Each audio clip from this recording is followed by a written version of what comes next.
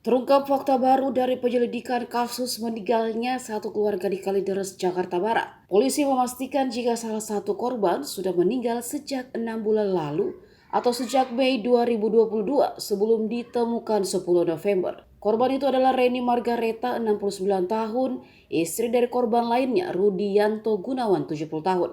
Ini menjelaskan jika Dian, 42 tahun, dan Budianto, 69 tahun, yang kerap disaksikan oleh warga masih beraktivitas pada periode 2-3 bulan sebelum ditemukan tewas, sempat hidup bersama mayat dari ibu dan istri kakaknya. Dua jenazah itu diperlakukan seperti manusia yang masih hidup. Dian yang saat itu masih hidup bahkan masih memberikan susu hingga menyisiri rambut ibunya meski sudah dalam keadaan tak bernyawa lagi. Direktur Reserse Kriminal Umum Polda Metro Jaya, Komisaris Besar Hengki Heriadi, dalam konferensi pers di Polda Metro Jaya Jakarta Senin 21 November malam, mengatakan hal itu diperoleh polisi dari keterangan petugas koperasi yang datang ke rumahnya untuk proses penggadaian rumah pada Mei 2022 lalu. Setelah melihat kondisi Margareta yang tewas dan sudah membengkak, saksi menyampaikan kepada Dian. Namun Dian membantah dan menyatakan jika ibunya itu masih hidup. Meski begitu, Hengki tidak mau berspekulasi soal kasus tersebut, termasuk soal apakah Dian memiliki kondisi kejiwaan tertentu karena menganggap ibunya masih hidup meski sudah meninggal dunia.